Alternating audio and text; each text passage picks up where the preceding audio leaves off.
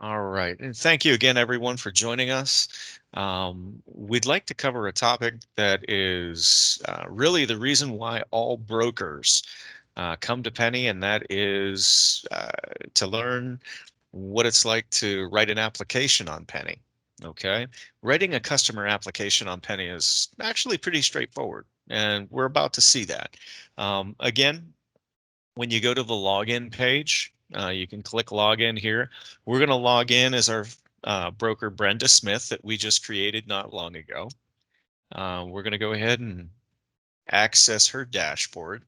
And here on Brenda's dashboard, before, one of the things that we had demonstrated was how to add a new individual. And the individual that we added, anytime you do that, those individuals are automatically, or anytime you accept a request from a pending request from an individual, those individuals are automatically added to your active individuals. And before, Brenda added Dale Yates as her first customer. If you click on Dale Yates' name, it gives you the opportunity to view Dale's account as the individual. And this is probably one of the best things about the Penny platform is if your customers already created an application, you can, as long as you are, and here is where that's actually noted, right here where it says your agent, your customer will be able to see, in this case, Dale Yates will be able to see that Brenda Smith is his agent of choice.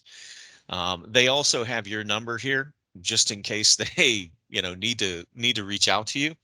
But we've come to Dale Yates' account specifically because we want to start the process. One of the things that I will quickly point out to you is any important information will always be at the top of the application, okay, and at the top of the customer's dashboard. Okay, so in this case, you see that there's information here about the American Rescue Plan and some of the updates that Penny has made to our financial assistance available to customers under the American Rescue Plan. That information is here, as well as links to our FAQ page. Um, but that information is going to be part of the customer dashboard. You'll also note that off to the left-hand side here and up here under help and support, customers have the ability to find local assistance or to call the Penny call center. When they click on find local assistance, that gives them the opportunity as a customer to connect with you, a broker, or with an assister in the Penny network. Um, but in this case, Dale Yates is indeed a customer that Brenda Smith had walk in, and she's about ready to help Dale Smith, or I'm sorry, Dale Yates, with his health insurance application. And that begins right here where it says start new application. If we click here, it's a pretty straightforward process. Okay. The first thing that we want to do is we want to make sure that our customers' identities are verified. This is very important. Okay. So we're going to go in. We are going to put uh, Dale. We're going to put Dale's middle initial. There's no suffix here, but if you wanted to add a suffix, you could. Date of birth is there. We're going to go ahead and put date of birth.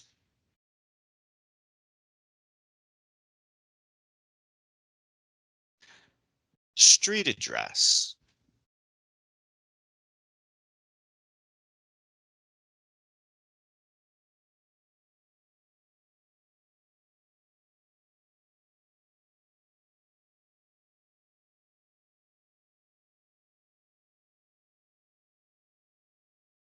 Okay. So we've got the phone number. We've got the address for our customer. It states up here that you don't want to enter a PO box. Again, you can you can add that after, but you want to make sure that the physical address is there for your customer. Okay. So once we have this information, and we're going to move through this very simply, the next thing we go to is a determination that helps us with regard to the identity of the customer. So bear with us 1 second here. Information is being verified in the system.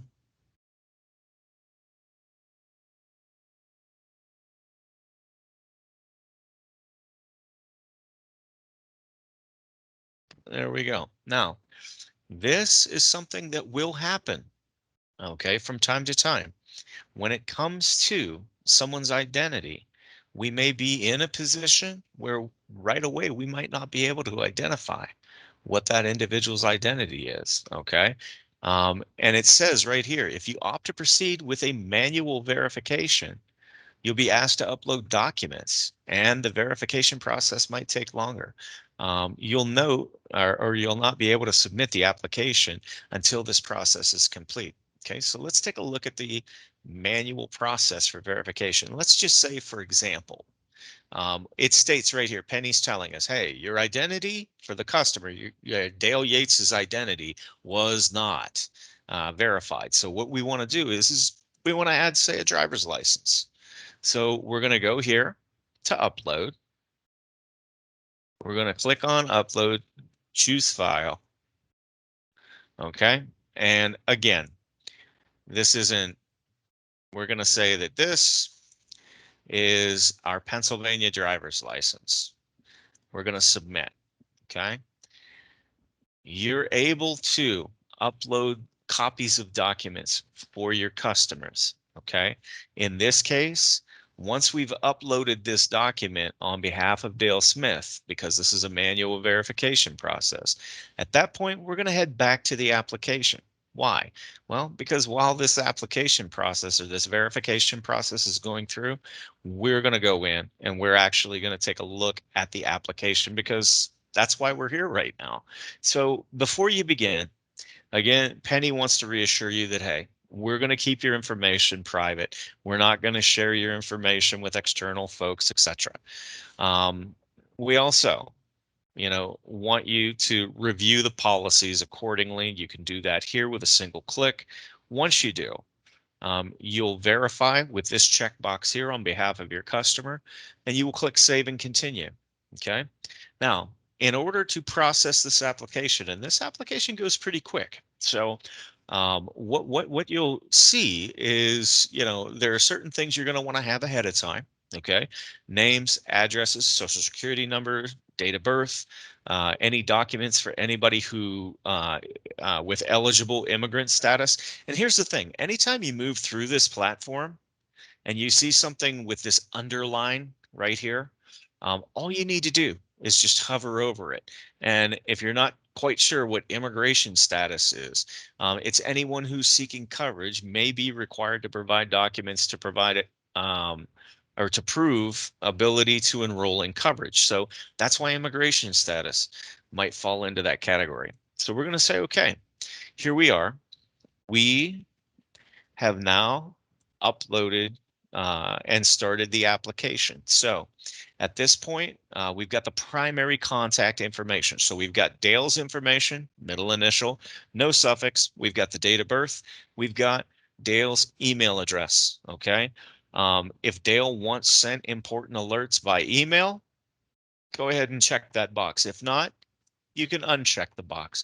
Truth of the matter is, if it has to do with that individual's or that customer's health insurance, I would highly recommend that you check the box so that they receive any updates related to their health insurance. We also want a primary address listed. We're going to go ahead.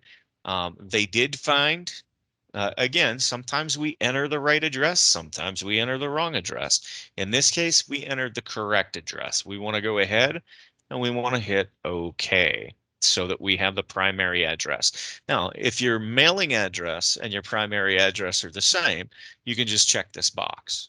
Everything goes away. If it's not, then of course, you want to make sure that you enter the mailing address for this individual. So we're going to put down 301 and Pennsylvania, Washington County. There we go. So we've got our mailing address down. Oh, I'm sorry. 121. There we go. P.O. Box 121, Washington, PA 15301. Also, mobile number, very important. Again, do we want mobile alerts? Some people might, some people not. You can ask. As far as home phone, some people, their mobile number is their home phone numbers. For other people, it's not. So we can add that information. Spoken languages, again, if the customer prefers English or Spanish, we can make sure that they have that available. Um, whether or not that individual prefers to go paperless, or whether they prefer to receive their 1095, which again is their tax form, by electronic mail or by postal mail. In this case, we're going to say their preferred method of communication is paperless. We're going to say that their 1095A form should come to them by postal mail. Okay, so we're going to save here and continue. Um, Now, here's an important question. Okay, is anybody helping you with this application? Well, right here it states in the second bullet, I am being assisted by a certified professional, a broker or a sister. As a broker or a sister, you can check that. And again, if it's a family member or if the individual's just bowling through this application themselves, they can add that information. So we're going to say in this case, it is a broker. So we're going to go through. Um, you may be eligible for free or low cost coverage or financial assistance that will lower your monthly premiums right away. Do you want to find out if you get help paying for your health coverage? In most cases, people will want that help. Okay. So it's important that we give them that opportunity. Are you seeking coverage? Now, it's asking Dale Yates if Dale Yates is seeking coverage. In this case, absolutely, Dale Yates is seeking coverage. So we have name, we have date of birth, and the question is immediately asked, does Dale Yates have anyone else who needs to be covered? Now, who could that be? That could be a spouse, that could be a partner, that could be, um, you know, a dependent, ward of the court, etc.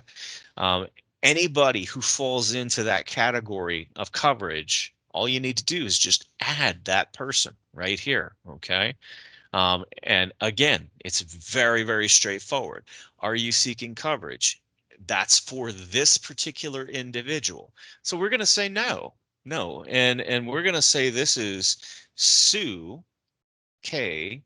Yates, and Sue was actually born 5/1/1995. She doesn't need coverage because she's got coverage through work. Okay. So we're going to get, they don't have kids. So basically, who's being considered for coverage? Dale is being considered for coverage. Sue is not being considered for coverage. We're going to save and continue. Oops, I'm sorry.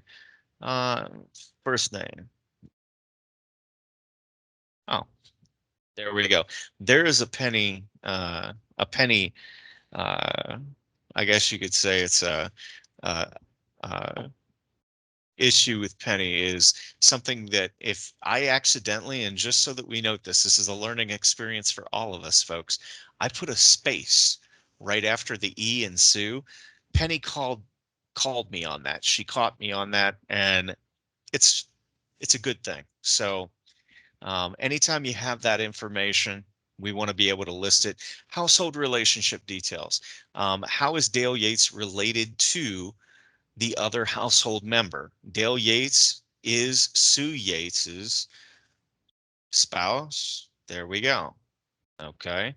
And you've got everything from domestic partner to first cousin to former spouse to you name it. There are a lot of things that we can consider here, but they are spouses. So we're going to go ahead and we're going to save and continue. Okay, where the household members live. Do any of these people live at 1120 Beach Street in Washington? Checked all that apply. Um, in fact, Sue Yates lives there. There we go.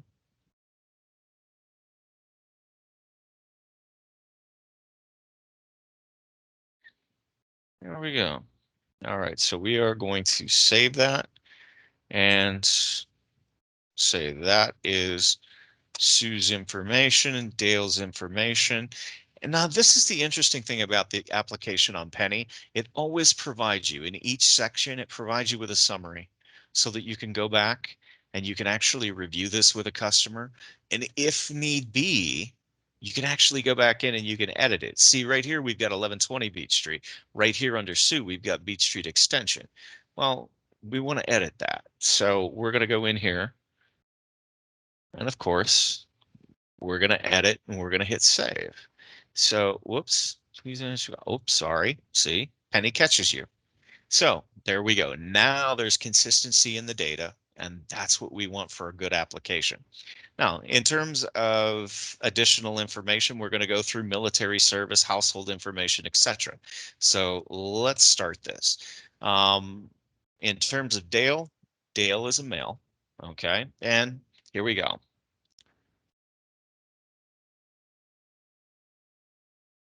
All right, we're going to list social security number. And is this the same name that's provided on Dale's social security card? Yes.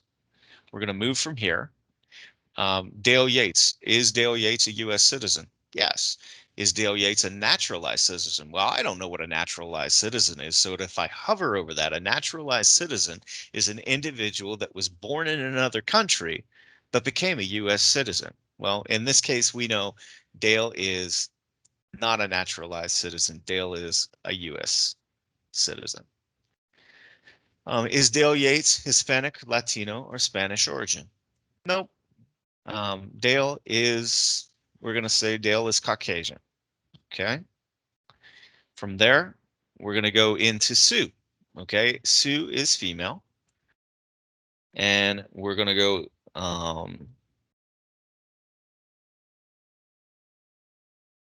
going to list social security number for Sue.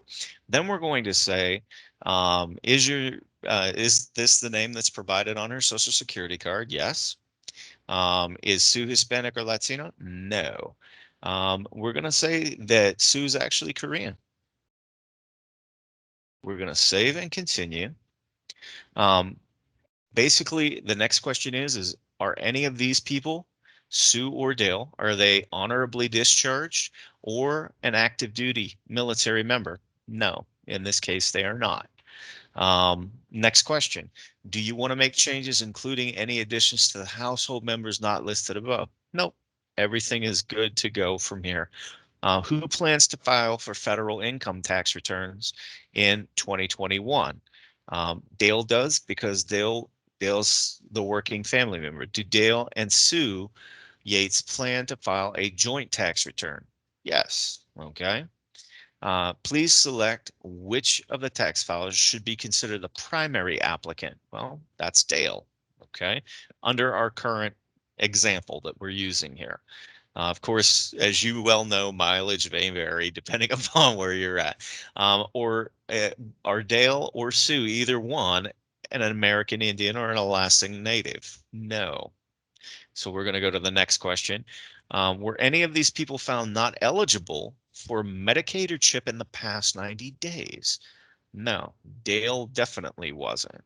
Or I'm sorry, none of the above. If we clicked that Dale was, we would have to make sure that, the date that he was found not eligible for Medicaid was listed here. But in this case, no.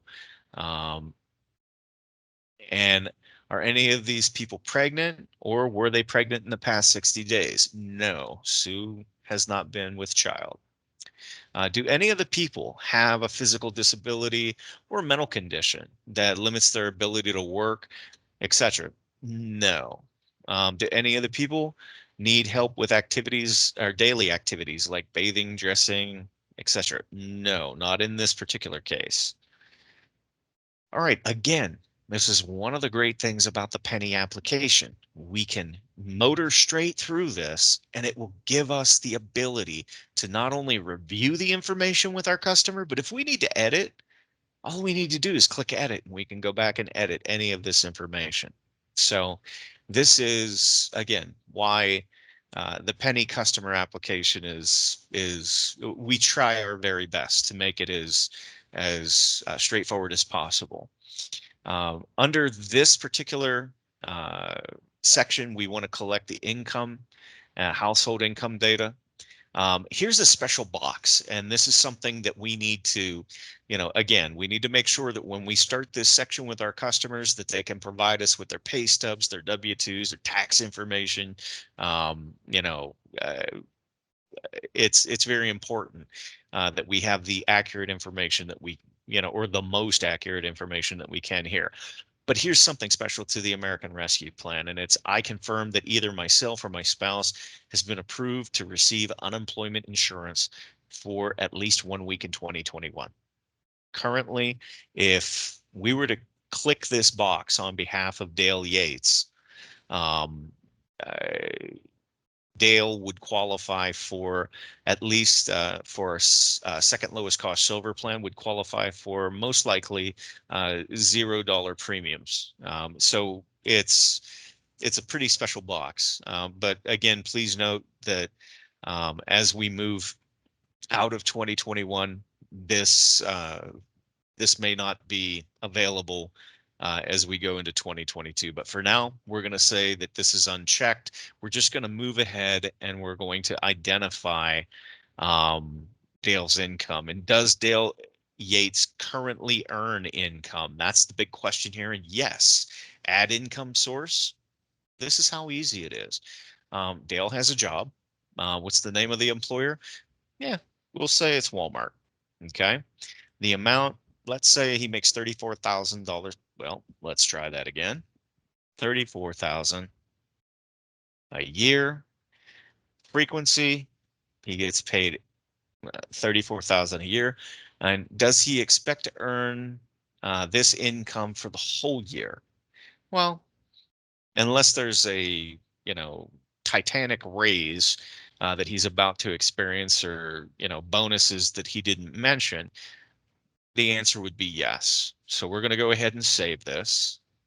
And again, you can add another income source and I'll just show you this. If Dale has an income source through, say, other income or through rentals or through self-employment, we can list that income here. But for right now, this is the income that Dale is making for the year. Deductions. It asks under this section, does Dale qualify for or any deductions based on alimony, student loan interest, any other types of deductions? If we're not quite sure what that is, well, look at that. If we click on learn more, it educates us as to what some of those other sources of deductions might be for our customer. But for right now, Dale tells us, nope, we don't have any additional sources. So we're going to say no. Um, Based upon what Dale told Pennie, Dale Yates' income will be about 34,000 after deductions. Is this your projected income for 2021? Well, in this case, again, if there are no major bonuses or major pay increases on the horizon, typically individuals will be within that same, within that same income.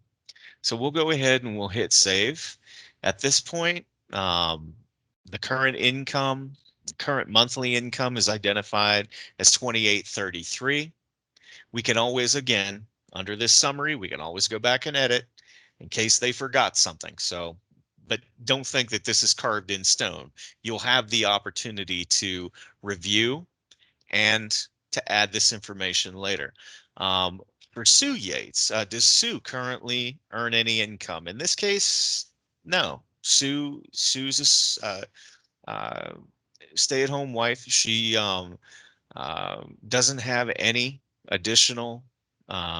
She doesn't have any additional funds coming in, and there we go. We'll answer the same questions for Sue. Here's a summary based on Sue Yates. And again, what do we look at? We're looking at the income for, for Dale. We're looking at the fact that Sue doesn't currently have income. Oh, but guess what? Remember I said you can always go back and edit? Well, turns out that, Sue does have she does have some income. So, and again, sometimes folks forget about certain things. So we're going to say, you know what, she has income coming in from self-employment. And the amount that comes in from self-employment, we're going to say it's about $20,000. Okay. Um, and we're going to say that that's profit. Frequency, well, that's definitely not monthly. So if we have to do some quick math, we'll break that down. We'll say it's about, oh, we'll say it's about 16, whoops, we'll say it's about $1,600 a month. Okay. Do you expect to earn this income for the whole year? Yes. Okay. So we're going to go ahead. We're going to say save to this, save and continue. Okay, there we go. She doesn't have any other deductions available. Okay, so there we go. So we're at about 19,200 with this. We're gonna step forward into our summary. So now our summary looks correct.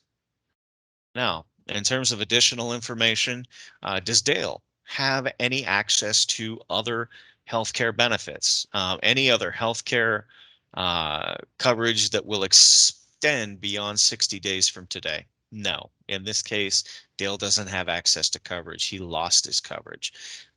Did Dale Yates reconcile premium tax credits for the previous years?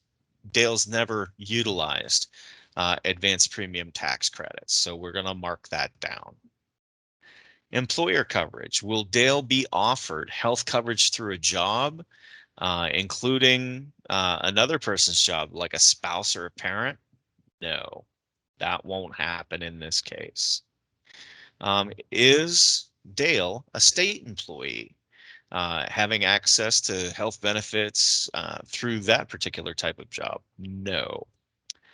So we're going to move from here, and it says, would Dale Yates like help paying for medical bills from the last 3 months? You might scratch your head and think to yourself, wow, that's an odd question. But if that's a question you don't want to skip.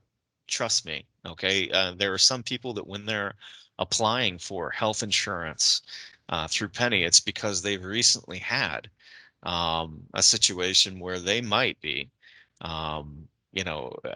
or had been seen by a doctor or in the hospital or what have you. So in this case, though, Dale was not in a position where he needs help paying for medical bills. Knock on wood. Now, in terms of the review, again, you can click here to edit, and you can go back and edit any of those responses. So from here, it's a pretty straightforward process, okay? We want to click continue so that we can go through and we can review our customer's application. The review process is very straightforward. You can actually download or print a copy of this application for the customer so that they have it. You can also, if you print to PDF or download to PDF, you can email a copy of this to the customer. If the customer has a username and password, they can also access this information. But as we are right now, we are waiting for the verification of that driver's license and this customer's identity. What we'll do is we'll pick up in part two. Thank you again so much. And we'll be picking up with part two to show you how to shop for a plan. All right. Thank you so much. And we'll see you soon.